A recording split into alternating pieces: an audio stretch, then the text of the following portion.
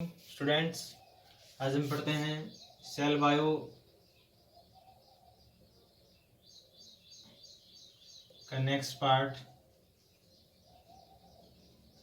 जिसमें आता है cell cycle and cell division.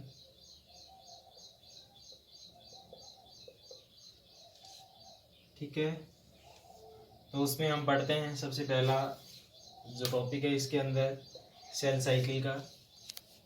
तो सेल साइकिल जो होती है,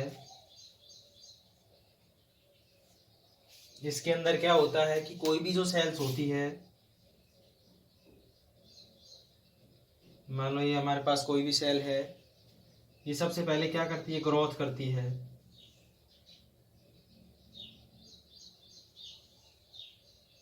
अपना साइज इंक्रीज करती है। इंक्रीज करने के बाद इसका जो न्यूक्लियस होता है वो थोड़ा इनलार्ज होता है। ठीक है, और एटलीस्ट लास्ट में जाके दो सेल्स के अंदर डिवाइड हो जाती है। तो सेल साइकिल्स जो होती है वो क्या होती है, एक सीक्वेंस होती है इवेंट्स की, जिसके अंदर जो सेल्स होती है वो जीनोम का डुप्लीकेट करती है, जीनोम डुप्लीकेशन। ठीक है, इसके साथ साथ ग्रोथ करती है और वो डिवाइड हो जाती है इनटू टू डॉटर सेल। ठीक है, तो सेल साइकिल्स एक सीक्वेंस ऑफ इवेंट्स होती है जिसके अंदर जो सेल्स होती है अपना जीनोम्स को डुप्लीकेट करती है, ग्रोथ करती है अपने अंदर, और क्या करती है, सेल्स के अंदर, दो सेल्स के अंदर डिवाइड हो जाती है। इसी को हम बोलते हैं सेल साइकिल। सेल साइकिल जो होती है उसके दो फेजेस होते हैं। एक होता है इंटरफेज,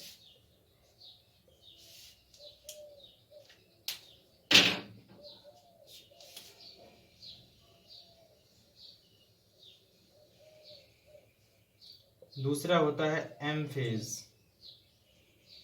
ठीक है, एम फेज को हम माइटोसिस फेज भी बोलते हैं। ये जो इंटरफेज होता है ये क्या होता है, ये वो फेज होता है कि एक सेल है, इसने डिवाइड करके दो सेल्स बनाई। ठीक है, तो डिवाइड करने के बाद दो सेल्स बनाई, अब वो दो सेल्स भी आगे जाके डिवाइड होंगी, तो वो दो सेल्स ग्रोथ करेंगी, और ग्रोथ करने के बाद फिर वो क्या करेंगे, डिवाइड करेंगे। ठीक है, समझे। तो इंटरफेज जो होता है वो दो सेल्स जो डिवाइड हुई हैं उनके बीच का फेज होता है, बिटवीन फेज होता है ये, जिसको हम ग्रोथ फेज भी बोल सकते हैं। तो इंटरफेज क्या होता है, दो सक्सेसिव सेल डिविजन्स के बीच में जो फेज होता है, जो टाइम पीरियड होता है, उसको हम बोलते हैं इंटरफेज। दो सक्सेसिव का मतलब कि ये सेल्स डिवाइड होने के बाद सेल्स बन गई, अभी ग्रोथ करेगी और डिवाइड हो जाएगी दूसरी सेल्स के, दो सेल्स और बना देगी। ठीक है, तो इसके बीच में जो फेज था, ग्रोथिंग फेज जिसको हम बोल सकते हैं, उसको हम बोलते हैं इंटरफेज। ठीक है, एम फेज क्या होता है, माइटोटिक फेज क्या होता है, ये वो फेज होता है जिसमें क्या आता है कि कोई भी जो सेल्स होती है उसके अंदर चार फेज होते हैं इसके अकॉर्डिंग। प्रोफेज,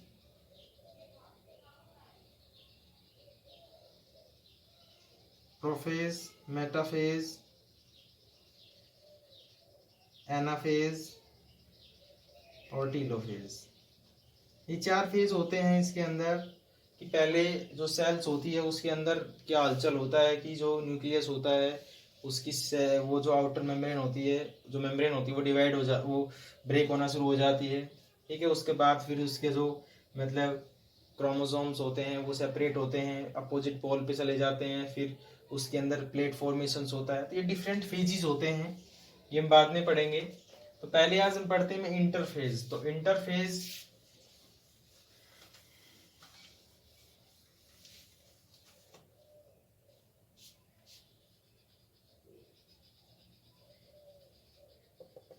सेल साइकिल हम बना लेते हैं इस टाइप से।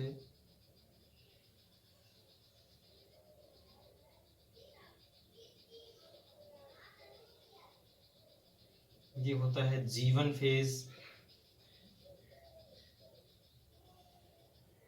ये होता है S फेज,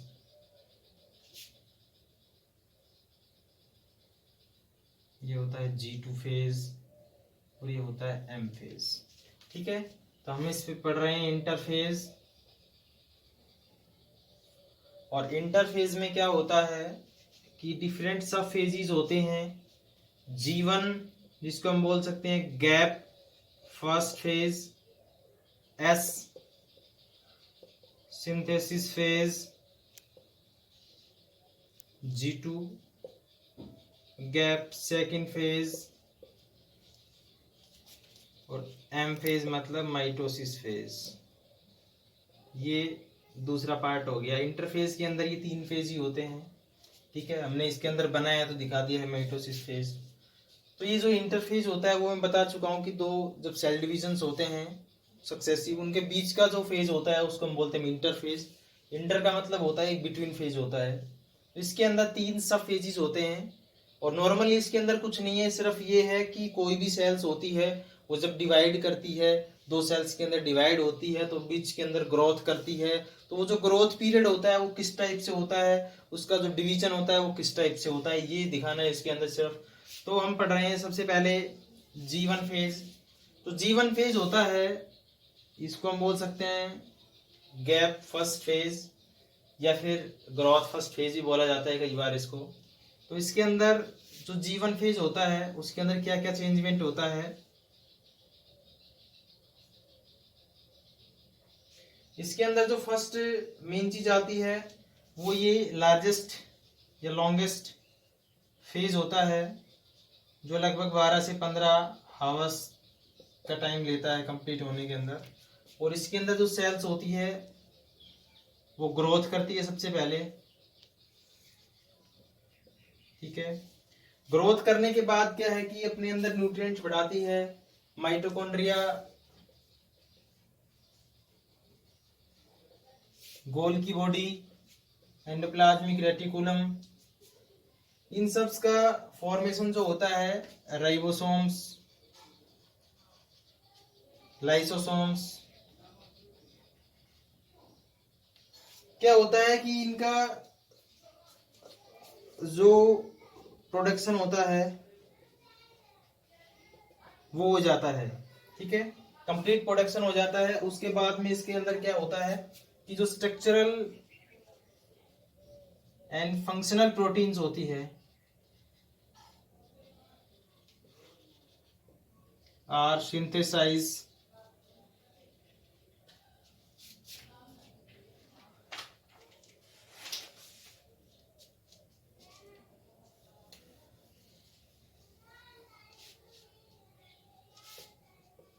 nucleolus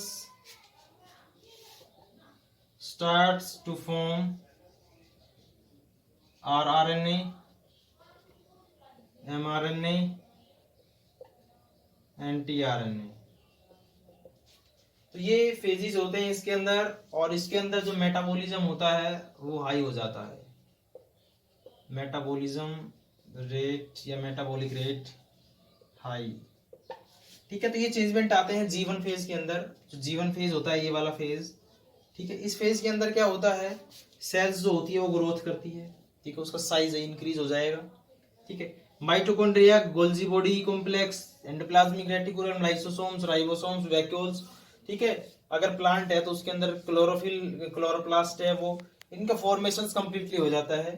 ठीक है, दूसरा जो इसको प्रोटीन चाहिए, कुछ कोई भी प्रोटीन जो इसको मतलब नॉर्मली स्ट्रक्चरल और फंक्शनल जो प्रोटीन चाहिए इसको, उसका फॉर्मेशन हो जाता है इसके अंदर। ठीक है, जो न्यूक्लियोलस होता है, न्यूक्लियोलस क्या होता है कि ये जो न्यूक्लियस होता है, इस न्यूक्लियस के अंदर एक हल्की सी राउंडेड स्ट्रक्चर होती है जिसके अंदर RNA प्लस प्रोटीन होता है। ठीक है, तो ये RNA प्लस प्रोटीन जो होता है ये फॉर्मेशन शुरू कर देता है किसका, rRNA का, mRNA का, tRNA का। rRNA का मतलब होता है राइबोसोमल RNA, mRNA का मतलब होता है मैसेंजर RNA और tRNA का मतलब होता है ट्रांसफर RNA। तो ये RNA के टाइप्स होते हैं, इनका फॉर्मेशन शुरू हो जाता है। ठीक है, दूसरा मेटाबॉलिज्म जो रेट होती है यहाँ की, मेटाबॉलिक रिएक्शंस, वो रिएक्शंस होती है जो किसी भी सेल के अंदर होती है, ठीक है, जिसको मेटाबॉलिक रिएक्शंस बोलते हैं। तो वो जो मेटाबॉलिज्म होता है उसका, मेटाबॉलिक रिएक्शंस होती है वो काफ़ी ज़्यादा हाई हो जाती है। इसके बाद जो नेक्स्ट फेज आता है वो आता है इसमें एस फेज। जो एस फेज होता है उसके अंदर मेनली दो चीज़ें होती है एस फेज के अंदर, और ये लगभग 6 से 10 आवर्स का टाइम लेता है, ठीक है। और इसके अंदर फर्स्ट जो आता है वो आता है कि रेप्लिकेशंस हो जाता है, दूसरा हिस्टोन प्रोटीन फॉर्मेशन हो जाता है, ठीक है। तो इसके अंदर रेप्लिकेशन जो होता है उसका मतलब होता है कि जो डीएनए है उसी के थ्रू डीएनए का फॉर्मेशन होना, ठीक है। जब डीएनए से डीएनए बनता है, ओल्ड डीएनए से जब न्यू डीएनए बनता है तो उस प्रोसेस को हम बोलते हैं रेप्लिकेशन। रेप्लिकेशन 12th क्लास के अंदर आएगा ये टॉपिक कंप्लीट डीप में। हिस्टोन प्रोटीन्स क्या होती है? हिस्टोन प्रोटीन्स में पहले बता चुका हूँ कि वो प्रोटीन्स होती है जो इस डीएनए को पैक्ड करके रखती है, स्पेसिफिक हिस्टोन प्रोटीन, जिसको H1 प्रोटीन भी बोल सकते हैं हम, ठीक है। हिस्टोन प्रोटीन्स वो प्रोटीन्स होती है जो इस डीएनए के जो स्ट्रैंड्स होते हैं उनको कॉम्पैक्ट करके पैक्ड करके रखती है न्यूक्लियस के अंदर। तो इन दोनों का फॉर्मेशन एस फेज के अंदर होता है, ठीक है। और लास्ट इसके अंदर जो आता है वो G2 फेज आता है।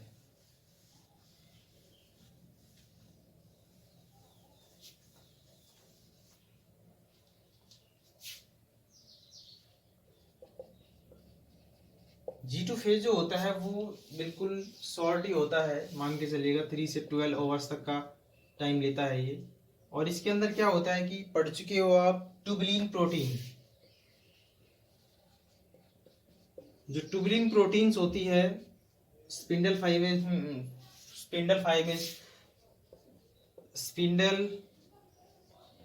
फाइबर्स का जो फॉर्मेशन होता है वो ट्यूबुलिन प्रोटीन करना शुरू कर देती है। दूसरा, इस फेज के अंदर, नेक्स्ट फेज के अंदर एंटर होना है सेल को, तो नेक्स्ट फेज के अंदर क्या है कि इसको एनर्जी चाहिए, तो it start to produce energy formations, ठीक है। और वो स्टोर हो जाएगा एटीपी में, जब एनर्जी की जरूरत पड़ेगी तो एटीपी एनर्जी दे देगा उसको। इस G2 फेज के अंदर क्या होता है, ट्यूबुलिन प्रोटीन्स होता है, जो मैं बता चुका हूं पहले भी कि ट्यूबुलिन प्रोटीन कहाँ पे होती है। आपने पढ़ा होगा कि सेंट्रियोल जो होता है वो सेल डिवीजन के लिए रेस्पॉन्सिबल होता है, ठीक है। तो ट्यूबुलिन प्रोटीन जो होती है, सेंट्रियोल भी ट्यूबुलिन प्रोटीन्स का बना हुआ होता है। अब ये स्पिंडल फाइबरेशन जो होता है, फाइबर्स का फॉर्मेशन होता है कि ये जो सेल्स होती है इसके अंदर पतले पतले इस टाइप से फाइबर्स का फॉर्मेशन हो जाता है डिवीजन करने के लिए, जो क्रोमोसोम को सेपरेट करते हैं एक दूसरे से। तो क्रोमोसोम यहाँ पे चले जाते हैं और सेल डिवाइड हो जाती है, ठीक है। ये बात का काम है। लेकिन जब इस मतलब फेज के लिए रेडी करना है सेल्स को, तो उससे पहले इसके अंदर स्पिंडल फाइबर फॉर्मेशन जो है वो चाहिए इसको। दूसरा, एनर्जी चाहिएगा इस प्रोसेस के लिए, एम फेज के लिए। तो ये जो दो इवेंट्स होते हैं ये इसके अंदर कंप्लीट हो जाते हैं कि जो सेल्स है वो नेक्स्ट स्टेज के अंदर चली जाए। अब नेक्स्ट जो आता है इसके अंदर एम फेज, जिसको हम डीप के अंदर सेल डिवीजन के अंदर नेक्स्ट टॉपिक में पढ़ेंगे। लेकिन एम फेज क्या होता है कि एम फेज के अंदर सेल्स होती है वो कंप्लीट ग्रोथ करने के बाद एम फेज के अंदर जाती है, और जैसे कंप्लीट ग्रोथ होगी उसकी तो एम फेज के अंदर जैसे एंटर करेगी तो एम फेज के अंदर 1 से 2 सेल्स का डिवीजन हो जाता है। और इसके जो सब फेजेस होते हैं वो पहला आता है प्रोफेज, सेकंड से आता है मेटाफेज, थर्ड से आता है एनाफेज, और फोर्थ आता है टीलोफेज, ठीक है। तो प्रोफेज के अंदर क्या होता है कि जो न्यूक्लियस होता है, ये कोई भी सेल है, इसके अंदर जो न्यूक्लियस है इसकी जो ये मेम्ब्रेन्स होती है ये बिल्कुल रेप्चर हो जाती है, और न्यूक्लियोलस इसके अंदर जो क्रोमेटिन्स होता है वो कंडेंस हो जाता है और क्रोमोसोम की फॉर्मेशंस ले लेता है इस टाइप से, ठीक है। उसके बाद मेटाफेज के अंदर क्या होता है कि ये जो क्रोमोसोम्स होते हैं ये बिल्कुल, ये तो मेम्ब्रेन डिसअपीयर हो गई। अब इसको हम नेक्स्ट टॉपिक में कंप्लीट पढ़ेंगे एम फेज को। तो इसके अंदर नेक्स्ट के अंदर ये इस प्लेन पे आ जाता है, थर्ड के अंदर ये सेपरेट होके अपोजिट पोल पे चला जाता है, और टीलोजोफेज होता है उसके अंदर सेल्स का डिवीजन हो जाता है। ठीक है, मतलब इसके अंदर न्यूक्लियस का डिवीजन हो जाता है। डिवीजन भी क्या होता है कि सेल्स जो होती है वो दो पार्ट्स के अंदर, दो सेल्स के अंदर डिवाइड हो जाती है। तो ये था एम फेज के बारे में। अब देखिएगा कि ये सेल साइकिल बनाई हमने, इसमें सबसे पहले हमने पढ़ा था कि जीवन फेज जो होता है वो क्या होता है। जीवन फेज के अंदर जो सेल्स होती है वो ग्रोथ करना शुरू करती है, उसके ऑर्गेनेल्स होते हैं वो फॉर्म हो जाते हैं, जो इसको प्रोटीन चाहिए ग्रोथ करने के लिए उसका प्रोटीन का फॉर्मेशन हो जाता है। एस फेज जो आता है, इस फेज के अंदर क्या होता है, इस वाले फेज के अंदर डीएनए से डीएनए बनता है, जीनोम का फॉर्मेशन होता है। जीनोम्स के अंदर मेनली जेनेटिक मटेरियल्स ही आते हैं, तो इसके अंदर डीएनए से डीएनए बनता है। ठीक है, और दूसरे हिस्टोन प्रोटीन्स बनती है, क्योंकि वो जो डीएनए है उसको पैक्ड करने के लिए। G2 फेज जो होता है, नेक्स्ट फेज के अंदर एनर्जी चाहिए, तो इसके अंदर एनर्जी का फॉर्मेशन हो जाता है, और जो एनर्जी होती है वो स्टोर हो जाती है। इसके अंदर सेल डिविजन्स के लिए स्पिंडल फाइबर में फॉर्मेशन चाहिए, तो स्पिंडल फाइबर्स का फॉर्मेशन जो होता है उस फेज में स्टार्ट हो जाता है। ठीक है, नेक्स्ट जो एम फेज होता है, इस फेज के अंदर सेल्स का डिवीजन हो जाता है। ठीक है, तो इस टाइप से ये हम पढ़ चुके हैं आज सेल साइकिल। Thanks for